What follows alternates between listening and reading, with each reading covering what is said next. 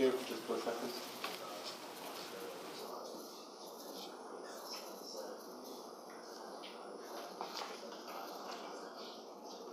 Hello, good morning. We are Team 6. We're going to talk about a compressed air propulsion system. Our team members are Fernando, Bavuso, Amjad, Naji, Gonzalez, and myself, Atria. Here you can see an overview of the main topics that we're going to discuss throughout this presentation, such as problem statement, design specification, conclusion, and future work. So for our problem statement, we set to build an eco-friendly compressed air able to propel a small remote control boat. We also have the intention to use universal design in order for it to be adaptable to another forms of vehicle. So our project objective is to basically develop a user-friendly compressed air propulsion system. We also wanted to make it as low cost as possible. We also would like to continuously compress the enough amount of air needed for the vehicle to properly move, and as well as to leave no emissions to the environment. Our motivation for this project is to inspire future students to improve another alternative for engines on propulsion systems. As well, we would like to raise awareness for alternative engines to be created, and of course, as I said before, we want to reduce the contamination to the environment.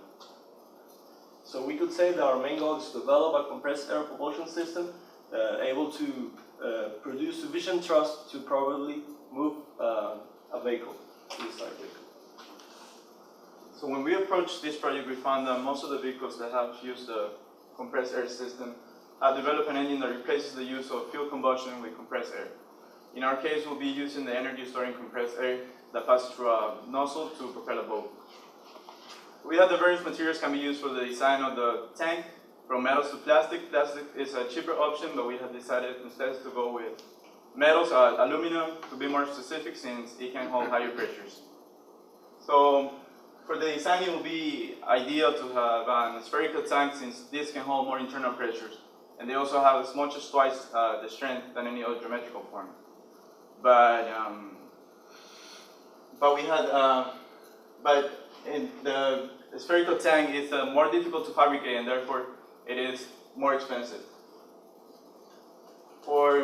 We have found that even though the tailpipes of the vehicle that use compressed air do not produce any emissions, these the compressor machines get their energy from power plants. So this contributes in a bigger way to pollution of the environment and the emission of gases. So this is why to take advantage of the natural resources, we have implemented solar panels.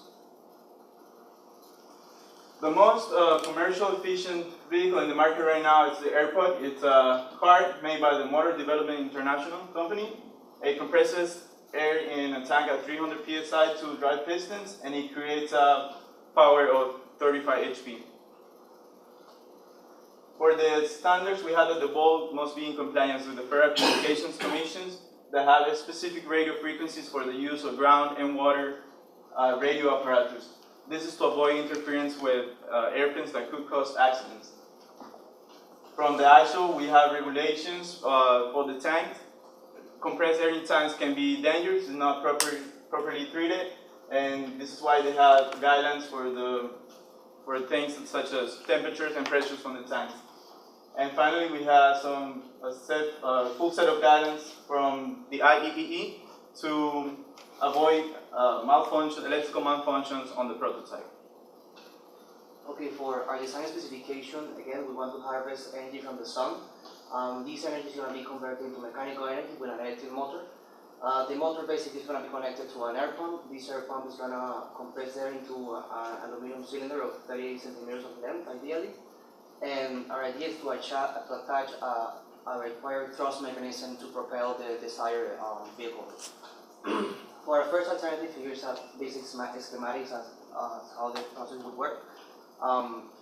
What we have at the bottom is the output.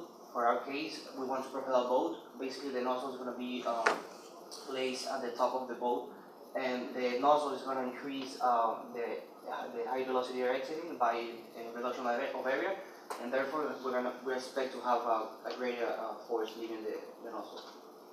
Our second alternative design, instead of having a nozzle, we thought about an air turbine which receives the compressed air, makes the impeller rotate.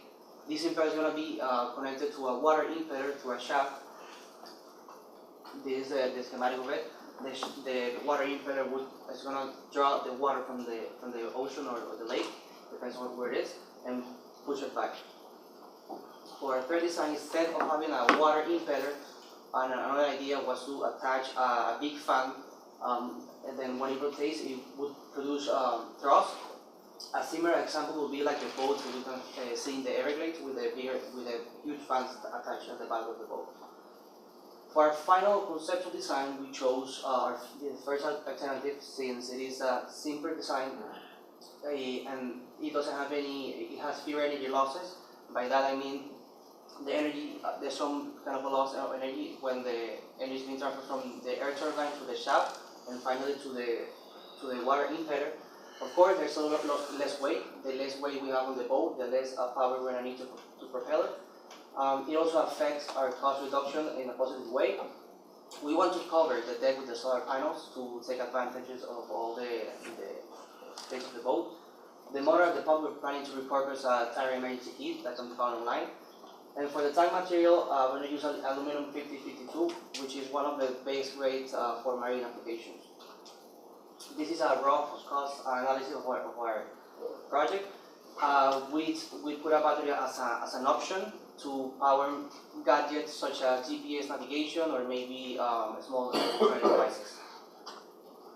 For our design experience for our senior design project, for the environmental issue, we're always aiming to reduce the contamination of gases of CO2, therefore we need to be zero emission. For the environment, as well as our batteries, they need to be fully recyclable in order to not damage our environment. And the plastic, we need to also reduce the use of it. From a global perspective, all fuel combustions out there are the ideal way to propel any vehicle for people. Therefore, our propulsion system is yet hard to compete with those ongoing systems. For our global design, our pump is powered from solar panels, which is transmit natural energy from the sun, and our propulsion system can be better used all over the world, and we should also provide the user manual in English and French and Spanish. For lifelong learning directions, our team members has developed the skills of our simulations and managing our time and looking for different source research, as well as working with different disciplines, has also improved our skills. This is our giant challenge through this semester and hopefully finishing up by next semester. And this is the individual responsibility among our team members. For future work, we are seeking to research for the vertical shape for better performance and cost reductions. Therefore, we have three main shapes. We have the V shapes and the float shape, the flat shape, and the round shape for the boat. And everyone has its own characteristic. We're seeking to look into that, as well as researching on our direction system for the boat. As a conclusion, we could say that compressed air propulsion systems are not leading the market yet. As well as we think this could be a great eco-friendly solution for the environment. We also believe that this model will definitely raise awareness for alternative engines or propulsion systems to be created. And finally, we could say that this team has a thorough engineering knowledge to successfully complete this project. Thank you. Any questions?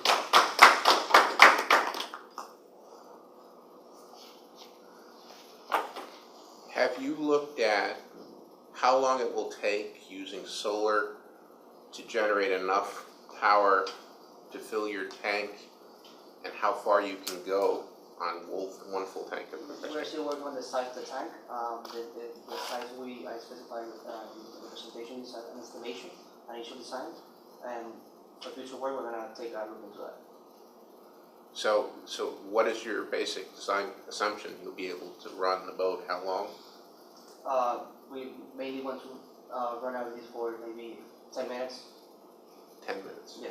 And then how long will it take to refill the tank with compressed air? That has to be take into consideration and future work. Okay, thank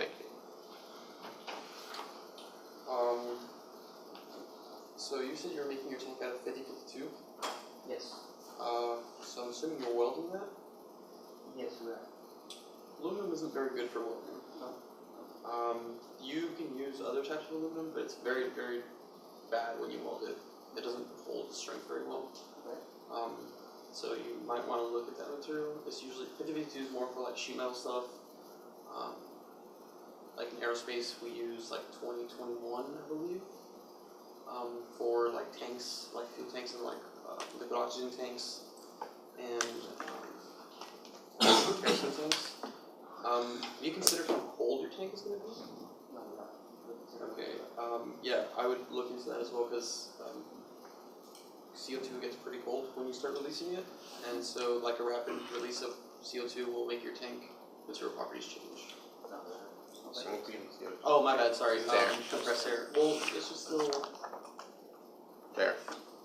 yeah. Your expansion is still cool your tank, so I would just make sure that your temperature isn't too crazy because I've definitely seen like We shouldn't expect any cold temperature, but expecting the time to behave in a normal way. I mean, the egg that is in there, in the knuckle, you shouldn't increase that much of a temperature. Maybe it depends on the weather on the day. That could be a factor as well. and sorry, one last question. Have you looked at what wire gauge you're using for your solar panels? So, yeah. What wire gauge you're using for your solar panels? No, no. Okay. You should also make sure to size that correctly. Okay. Because if you're burning too much current, you'll light the boat on fire. Which would be really cool, but not very useful. So a couple of questions for you. First one is, what kind of safety considerations are you handling? You're working with technically a bomb. Our design is preliminary, so we haven't. I mean, of course, we're not considering the safety of the system itself, but since we don't have a full scale of the tank, we cannot assess safety factor. I'm not saying the safety of the boat, because you're using an RC boat, that's fine. I'm saying for your safety, you're going to be testing this. I mean, of course, the most dangerous component it would be the compressor in the tank. So we're planning to simulate pressures within the tank with a better material or weldability and temperature factors as well. So you should run some pressure tests Yes. remotely before you even put that, Correct. or before you handle the pressurized container. Second question about that is, building up on the considerations earlier about filling the tank. To me, this just looks like an air rocket, right? You're gonna eventually run out of pressure. You'll have to refuel or refill Yes. the tank and then run it again. So have you considered how applicable this is? Like considering you'd be in your boat, you would run for 10 minutes, then you would have to stop while you get enough sun to power the motor to fill the tank so you can run another 10 minutes. Our main idea is that as long as you have sun, the system is going to compress air continuously. If you don't have sun, for that case, we implemented an optional battery to continually compress air. So you can't continually compress air and then let it out on the other side. You would need either two containers, one to compress and one to power, or some other type of device, because if you're filling in the container and at the same time letting all the air out, the air is never going to pressurize. A second tank will be a great option.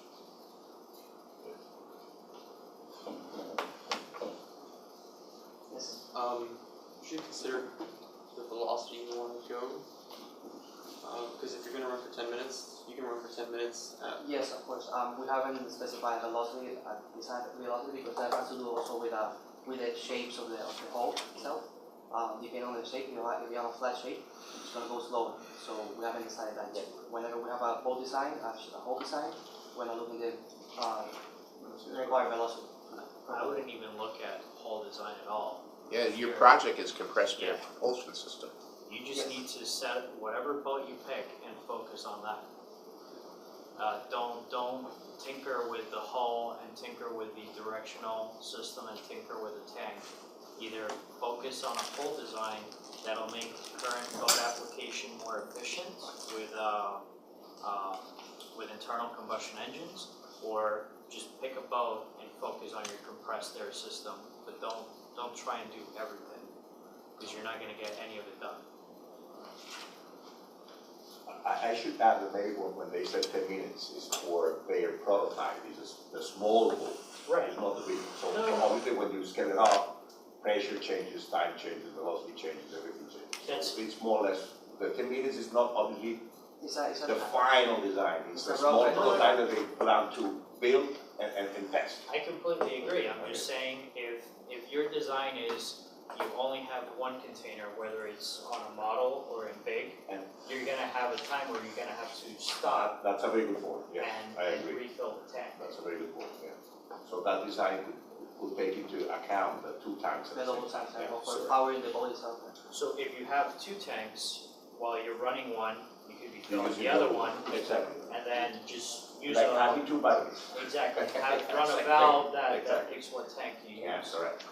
Good point. Thank you very much. Any other questions? More of a comment, if you're planning on scaling this up, I would recommend looking at the manufacturing challenges of friction stir welding for aluminum. Okay. Or possibly doing for like the scale up idea, like Okay. carbon overwraps, pressure vessels. Because that's usually the 2 solutions you go with. Friction stir welding is very difficult. Very few people in the world actually do successfully for high pressure vessels, but it's a really, really awesome solution. And it'd be really cool for you guys to learn something that's like really important in aerospace.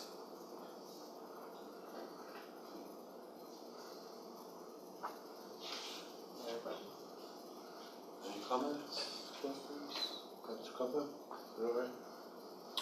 I just, you say one of your motivations to reduce emissions of the gas on the environment? Yes, of course. Reduce or leave no emissions? Because I think in your presentation you said leave no emissions. And I see in your poster board, a copy of your poster board, you said to reduce emissions. Which one is it? So a propulsion system with a compressor will leave no emissions. So when we say to reduce emissions, we mean by reduce emissions of the general environment. But our system does not produce any emissions. The main components that can affect the environment is when you're done using the system for a certain period of time, and you have to repurpose the whole system itself properly or recycle it, maybe depending on the components you have. If you add a battery, that would be maybe the acid of the battery would be the greatest damage that can do to the environment. So we don't have that much.